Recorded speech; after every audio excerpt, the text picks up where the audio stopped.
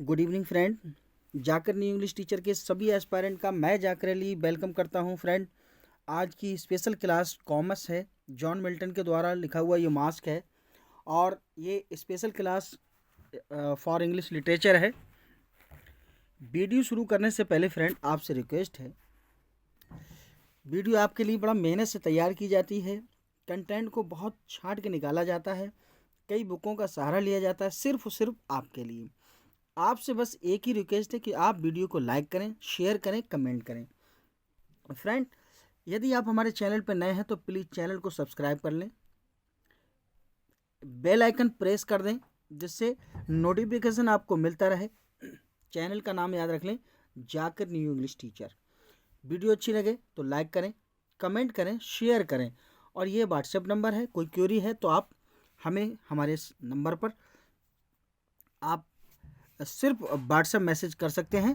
और फ्रेंड, एक बात और आपसे करनी है कि देखिए फ्रेंड, धीरे धीरे कर कर जो घड़ा भर जाता है, बूंद बूंद करके घड़ा भर जाता है। छोटी छोटी बूंदों से नाले बनते हैं, नालों से नदियाँ बनती हैं और नदियों से जो है समंदर भरता है। तो इसी तरह से धीरे धीरे आप हमारे साथ बने रहिए, एक एक टॉपिक को अच्छे से क्लियर कीजिए। सारे टॉपिक आपको एक बेहतरीन कॉन्सेप्ट के साथ बेहतरीन कंटेंट लेकर हम उपस्थित रहेंगे। फ्रेंड, आज लिटरेचर के इस स्पेशल सेगमेंट में सबसे खास हम लेकर आए हैं जॉन मिल्टन की कॉमर्स को। फ्रेंड, तो बिना किसी देरी के देखिए, commerce 1634 is Milton's mask also mask. देखिए, इसे चाहे ऐसे लिख लें या ऐसे, ये जॉन मिल्टन की जो है मास्क है। 1634 में उन्होंने इसको लिखा था। It was written, presented and composed. ये प्रेजेंट की गई थी और कंपोज भी की गई थी और लिखी भी गई थी। तो ये 1634 में लिखी गई थी। Friend, it was printed anonymously in 1637। 1637 में एनोनिमसली ये एक क्वार्टो में एक बुक सेलर के द्वारा, जिनका नाम था हेम्प्री रॉबिन्सन।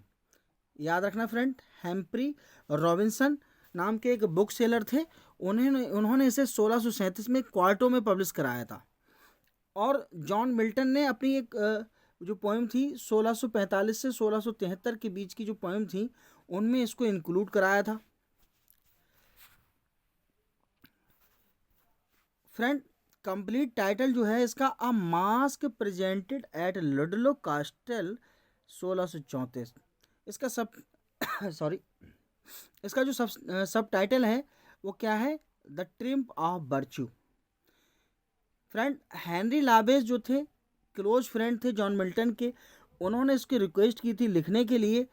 और फ्रेंड, जो उन्होंने इसमें एक पार्ट भी एक्ट किया था। हेनरी लाबेज जो है, हेनरी लाबेज ने एक पार्ट भी इसमें एक्ट किया था।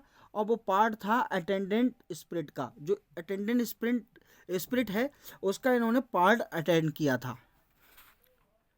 फ्रेंड, जॉन मिल्टन ने इसको प्रेजेंट किया था 29 सितंबर 1634 को, यानी 29 सितंबर 1634 को जॉन मिल्टन ने इसको जॉन एगर्टन, जो उस समय के अर्ल ऑफ ब्रिज वाटर थे, लुडलो कास्टल में एक सेलिब्रेशन हुआ था उनके अर्ल बनने पर। तो फ्रेंड, ये अर्ल की एक जो नई पोस्ट थी,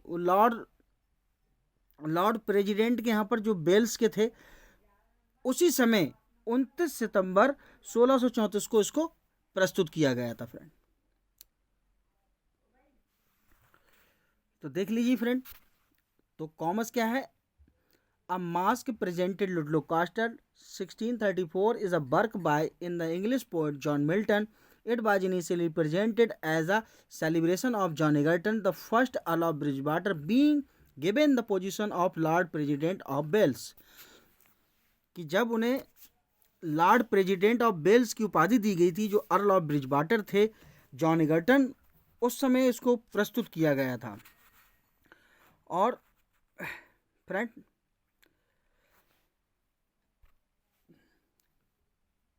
1645 और 1673 में जो मिल्टन की पोएम कलेक्शन था उसमें इसको पब्लिश कराया था, और 1634 में ये एनोनिमसली पब्लिश हुई थी। और फ्रेंड, इसका जो मास का सेलिब्रेशन था उस समय बहुत पॉपुलर था, but popular from the time Elizabeth first, जो एलिजाबेथ फर्स्ट के समय से ही था, and increase in popularity under the Stuarts. और जो स्टुअर्ट जो थे, स्टुअर्ट वंश के जो शासक थे, उनके समय में इसको बड़ा पॉपुलरिटी मिली थी। Performance in the mask were frequently members of the court and Royals, जो शाही लोग थे और जो कोर्ट के लोग थे वो भी इसमें परफॉर्मेंस देते थे फ्रेंड। चलिए अब हम इनके कैरेक्टर की बात कर लेते हैं। तो फ्रेंड, इसके जो कैरेक्टर हैं, हाँ फ्रेंड, देखिए इसमें एक अटेंडेंट स्पिरिट है। देखिए मैंने बताया था ना, जो हेनरी लॉबेस थे उन्होंने इसमें अटेंडेंट स्पिरिट का रोल किया था। और ये अटेंडेंट स्पिरिट क्या है? एक हेवन सेंट स्पिरिट है। ठीक है फ्रेंड, हेवन सेंट स्पिरिट का मतलब है कि स्वर्ग से भेजी हुई एक स्पिरिट है, एक आत्मा है, with shape shifting later disguise as Thyrsis. और ये थायरसिस के जो थायरसिस है उसके रूप में आई हुई है, धरती पे भेजी गई थी।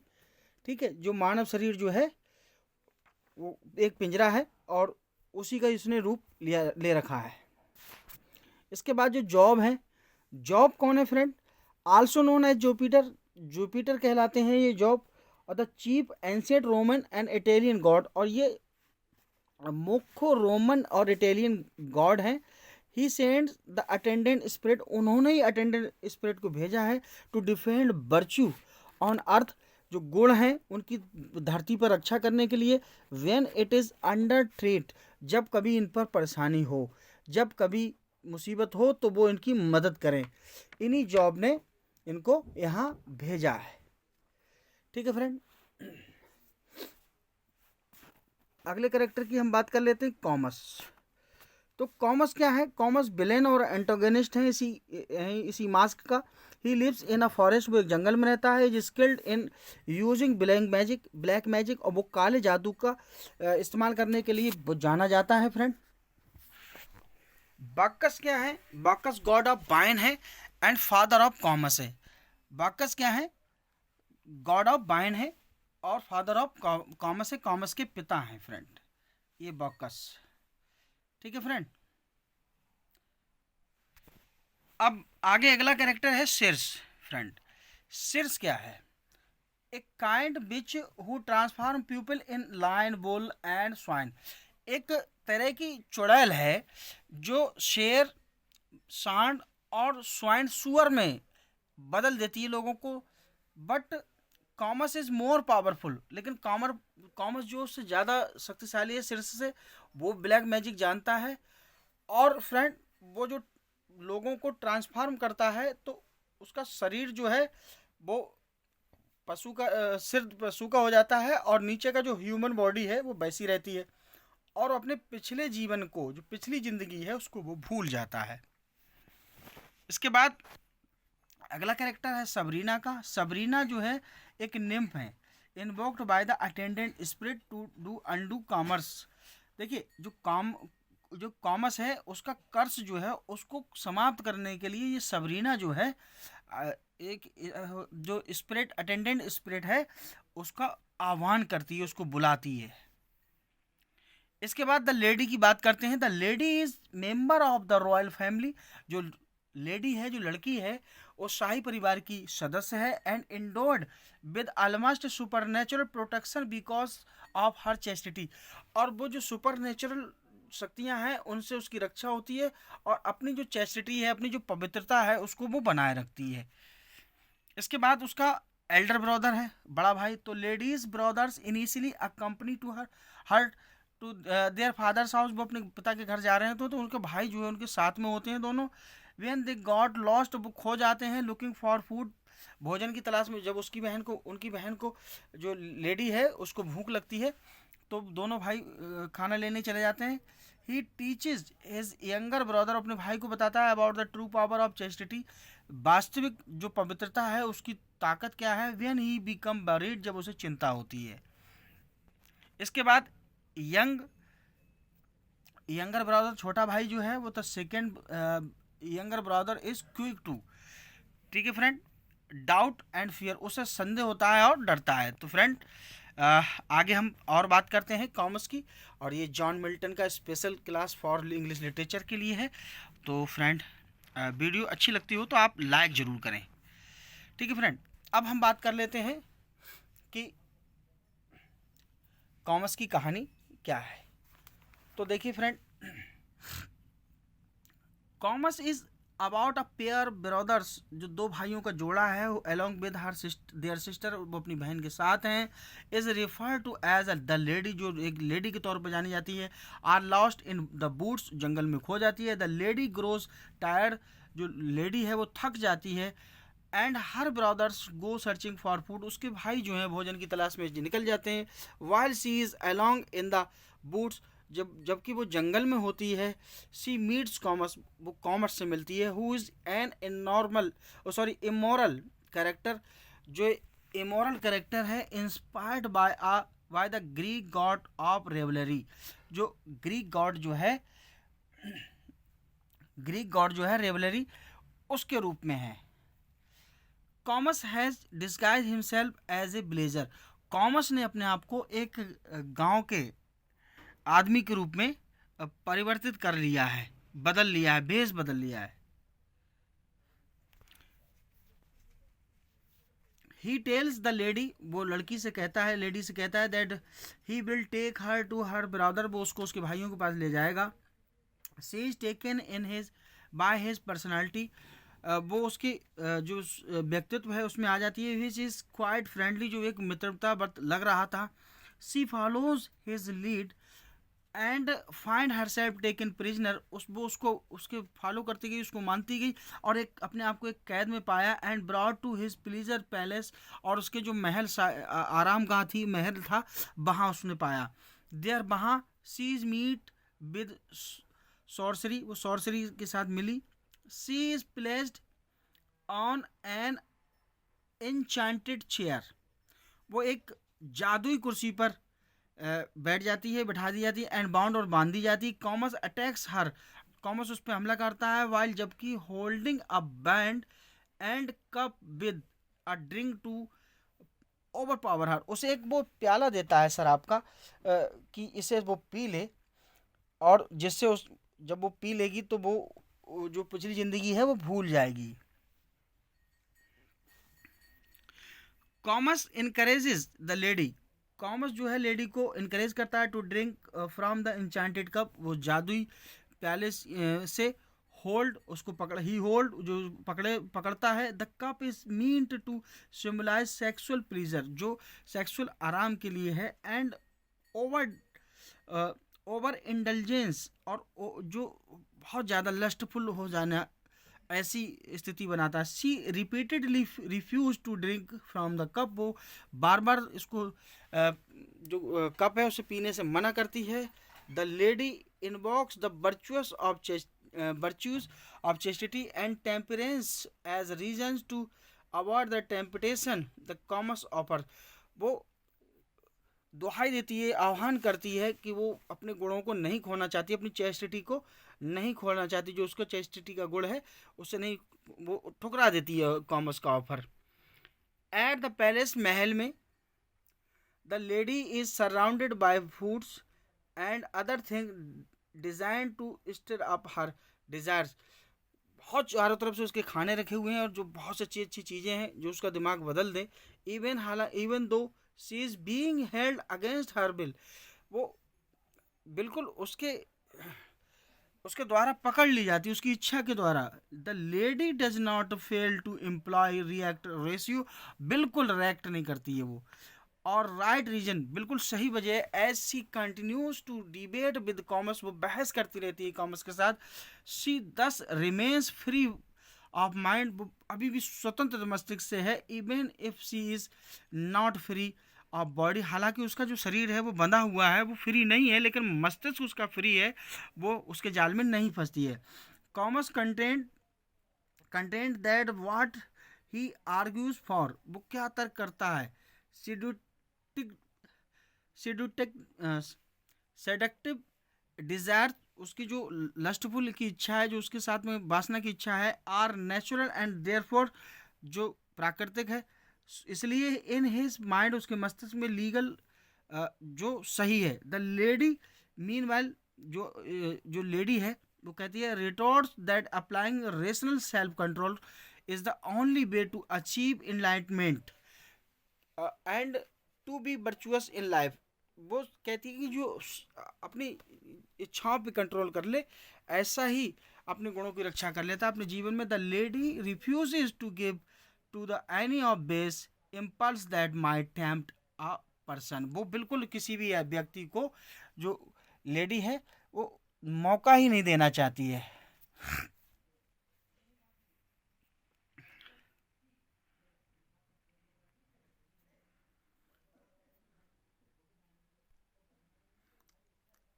द लेडी रिफ्यूजेज, आप देखिए फ्रेंड, यहाँ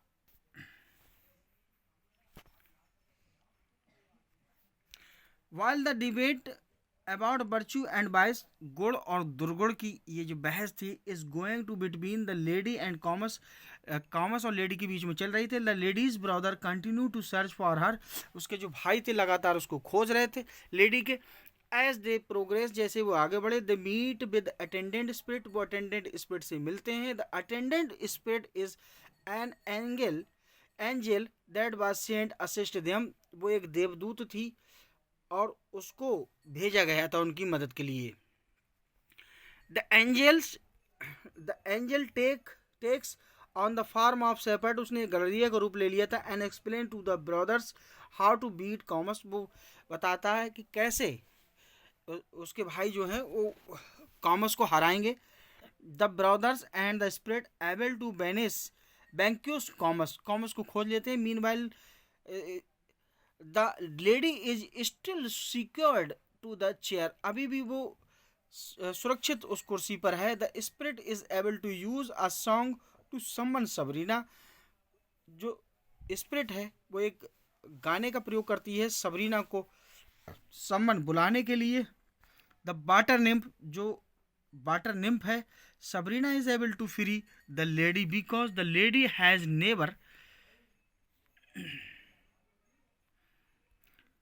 the lady has never wavered from her commitment to virtue, Sabrina जो है उसको फ्री करने के लिए योग्य है, क्योंकि उसने, जो लेडी है, उसने अपना जो कमिटमेंट है वो उससे हिली नहीं है, डिगी नहीं है।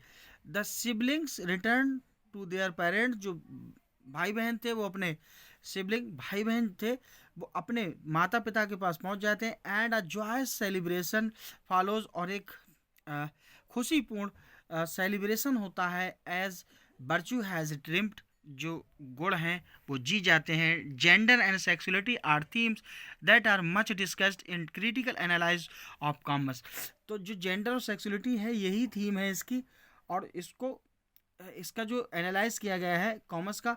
The placement of young women in the boots bye her self leaves her, कैसे जो जंगल में एक युवा औरत है, उसने अपने आप को छोड़ती है। एंड हर चेस्टिटी, उसकी जो पवित्रता है, vulnerable the objectification of women and the representation of women as victims, जो ऑब्जेक्टिफिकेशन, जो एक औरत है वो अपने आप को एक प्रस्तुत करती है एक पीड़ित के रूप में। Of assault are reform reference the stereotypical, जो एक साधारण सी औरत है, डर जाती है। मैस्कुलाइन एंड फेमिनाइन, जो मैस्कुलाइन यानी मर्दानगी और फेमिनाइन यानी जनाना, यानी कैसे मर्दाना ताकत स्त्री पर हावी होती है। लेकिन यहाँ इस लेडी ने क्या किया है कि कंट्रोल किया है, और roles underline the ongoing discourse between Comus and lady, जो एक बहस चलती है, जो एक दोनों के बीच में एक द्वंद्व मचा होता है लेडी और कॉमर्स के बीच में। सी इज़ फिजिकल कैप्टिव, वो शारीरिक रूप से पकड़ी गई थी, उसको जकड़ लिया था, उसको गिरफ्तार कर लिया था, बांध दिया था, unable to overpower him by force, वो उस पर शक्ति के द्वारा कंट्रोल नहीं कर सकती थी। She does however display incredible mental abilities which prevent her from falling victim. उस वो जानती थी, वो उसको भरोसा था, उसको मेंटली एबिलिटीज थी, उसकी जो मानसिक योग्यताएं थी उसको रोकती थी, जो उसको पीड़ित बनने से रोकती थी। टू द टेम्पटेशन अराउंड हर,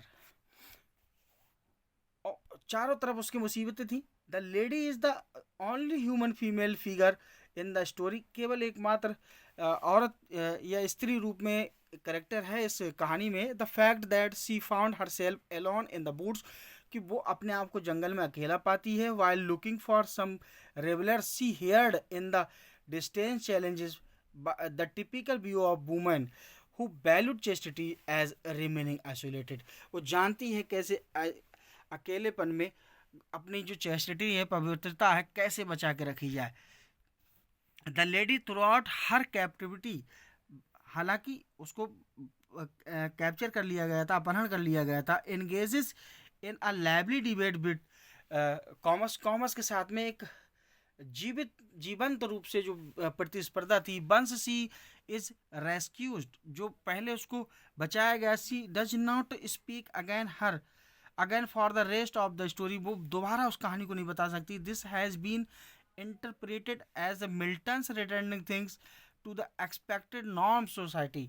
जो सोसाइटी समाज में के लोगों में है, ये सिर्फ मिल्टन ही थे जो उन्होंने दर्शाई। While the opposition between virtue and vice, गुण और दुर्गुणों के बीच में जो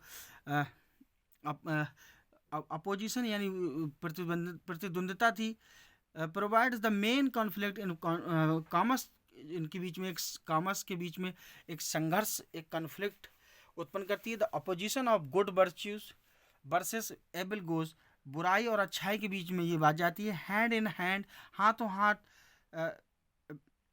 able may be perceived of as being more powerful than all else, जो बुराई है वो ज़्यादा शक्तिशाली हो जाती है। हाउएवर गुड विल विन, हालांकि अच्छाई जीत जाती है। इन द एंड, अंत में, when people exercise their free will and like the lady remain to the their virtuous natures, जो स्त्री है उसके नेचर के लिए। तो फ्रेंड, एक बार फिर से मैं आपको इसकी कहानी एक बार सुना देता हूँ कि जो लड़की होती है वो जंगल में अपने भाइयों के साथ जा रही होती है, तो उधर जो है उसको भूख लगने लगती है, वो थक जाती है, तो उसके भाई जो है उसके लिए खाने की खोज में निकल जाते हैं। तभी वहाँ पर कॉमर्स जो होता है, कॉमर्स जो होता है वो एक काले जादू का जानकार है, और वो वहाँ आ जाता है और उसे एक प्याला पीने के लिए देता है। और वो प्याला जो है जब लोगों को देता है, मुसाफिरों को, तो उसको अपना शिकार बना लेता है। और जो उसका जो ऊपर का शरीर है वो एक पशु के रूप में यानी जानवर के रूप में बदल जाता है, नीचे का शरीर इंसानों जैसा रहता है। और उसका जो पिछली ज़िंदगी है उसके बारे में वो भूल जाता है। और यही कहानी जो है बिल्कुल कॉमर्स जो है पैराडाइज लॉस्ट के शैतान की तरह है, जो लोगों को अपने बस में करके अपनी बात मनवा लेता है। कॉमर्स ये बताता है कि लोग रात का इस्तेमाल सोने के लिए करते हैं और वो अपने समय को बेकार कर देते हैं, जबकि रात के समय सोने के लिए नहीं बल्कि अपनी इच्छाओं को पूरा करने के लिए, इस्तेमाल करने के लिए होती हैं। तभी कॉमर्स के पैरों की आहट सुनाई देती है और जो उसकी लड़की की तरफ आ रही होती है। कॉमर्स अपना एक चरवाहा यानी शेफर्ड का रूप धारण कर लेता है और लड़की का विश्वास आसानी से वो जीत सके, उसे अपने जाल में फंसा सके, इसलिए उसने अपने गड़रिए का एक शेफर्ड का रूप धारण कर लिया है। लेडी अपने भाई को जंगल से बिछड़ चुकी होती है, वो उसके भाई जो है अपने भाइयों को ढूंढ रही होती है। कॉमर्स कहता है कि वो उसके भाइयों का पता बता देगा, उसके जो बिछड़े हुए भाई हैं उनको मिला देता है। वो उसको ले जाती है, वो कहता है कि मैं जंगल के चप्पे चप्पे से वाकिफ़ हूँ, तो मेरे साथ आओ और मुझे बताओ तुम अपने भाइयों से किस तरह से बिछड़ गई। तभी लेडी जो होती है वो कॉमर्स को बताती है कि वो अपने भाइयों के साथ अपने पिता के दरबार की तरफ जा रही थी, और लेकिन रास्ते में उन्हें एक जंगल से गुजरना पड़ा। और वो थक गई, उसे भूख लगी, तो उसके भाई खाने के लिए उसके कुछ खाने के लिए जो बेरी वगैरह होती हैं, जो जंगली फल होते हैं, वो लेने के लिए गए थे। और चांद ने बादलों को ढक लिया, अचानक से आसमान में बादल आ गए और बिजली चमकने लगी। इस वजह से वो अपने भाइयों से बिछड़ गई। और जो लेडी है वो कामस को अपनी चेस्टिटी के बारे में, पवित्रता के बारे में बताती है, और कामस ये ठान लेता है वो किसी तरह लेडी की जो अ, शारीरिक संबंध बनाकर उसको करप्ट कर देगा। दूसरी तरफ उसके भाई उसको ढूंढते हैं और उसे उनको अपनी बहन की चेस्टिटी जो पवित्रता है उसकी खतरा होता है, और इसलिए छोटा भाई अपनी बहन की चेस्टिटी को लेकर बहुत जल्दी परेशान हो जाता है। लेकिन उसको बड़े भाई को जो है वो यकीन है कि उसकी बहन जो है पूरी तरह से चेस्ट रहेगी, और वो अपनी इच्छाओं को पूरी तरह से हनन कर देगी, लेकिन अपनी इच्छा को नहीं, अपनी जो चेस्टिटी है उसको ख़राब नहीं करेगी। और यही दोनों के बीच बातचीत चल रही है, तो तभी वहाँ अटेंडेंट स्पिरिट जो एक चरवाहे का वेश बदल कर आती है, और वो बताती है कि वो उसकी बहन जो है वो कॉमर्स के जाल में फंस गई है, और उसे वहाँ पर वो लेकर कहती है चलो मैं तुम्हें वहाँ उसको उसको ढूंढने में मदद कर दूँ। तो इस तरह से वो साथ में ढूंढने लगते हैं। दूसरी तरफ कॉमर्स जो है वो लेडी को अपनी जाल में फंसाकर महल के अंदर ले जाता है, और उसे एक प्याला, जो ब्लैक मैजिक का इस्तेमाल करता है, कि उसे एक प्याला देता है पीने के लिए, लेकिन जो लेडी होती है वो मना कर देती है, उसको रिजेक्ट कर देती है। और एक तरफ लेडी जो है अपनी अर्थली और सेक्सुअल डिजायर को कंट्रोल करने की कोशिश करती है, दूसरी तरफ कॉमर्स जो है बार बार उसको सीड्यूस करने की कोशिश करता है, उसकी खूबसूरती को बेस्ट, जो कहता है कि तुम अपनी खूबसूरती को बेस्ट कर रही हो, फिर भी तुम, लेडी ये कहती है कि हमेशा चेस्ट एंड मॉरल रहना चाहती है। और जो लेडी है उसके दोनों भाई एक चरवाहे के रूप, जो स्पिरिट है चरवाहे के रूप में होती है, वो महल में आ जाते हैं, और वहाँ पर कॉमर्स जो के साथ युद्ध होता है, और कॉमर्स जो है वो हार जाता है। और तभी वहाँ जो अटेंडेंट स्पिरिट है वो एक अप्सरा का आह्वान करती है जिसका नाम होता है सबरीना, और अप्सरा वहाँ आ जाती है और अपनी शक्तियों से लेडी को कुर्सी से मुक्त कर देती है। और स्पिरिट जो है उसके दोनों भाई और लेडी को सभी जो है वो उसको धन्यवाद देते हैं। और सबरीना ने ये जो मदद की है लेडी की, वो सिर्फ इसलिए की है क्योंकि वो चेस्ट है, पवित्र है। और अंत में लेडी अपने भाइयों के साथ अपने माता पिता के पास सही सलामत महल पहुंच जाती है, और यही वहाँ पर इसका सेलिब्रेशन होता है। तो फ्रेंड, आपको कंटेंट कैसा लगा हमें कमेंट बॉक्स में ज़रूर बताएं। एक बार फिर से आपसे रिक्वेस्ट है कि यदि आप हमारे चैनल पर नए हैं तो प्लीज़ चैनल को सब्सक्राइब कर लीजिए, बेहतरीन कंटेंट मिलेगा और लाजवाब कॉन्सेप्ट के साथ लाजवाब कंटेंट मिलेगा। फ्रेंड, धीरे धीरे ही सही लेकिन मंजिल की तरफ बढ़ेंगे, और मुसीबतें कितनी भी हों, मुश्किलें कितनी भी हों, हम लड़ेंगे लड़ेंगे और लड़ेंगे। Thanks for watching.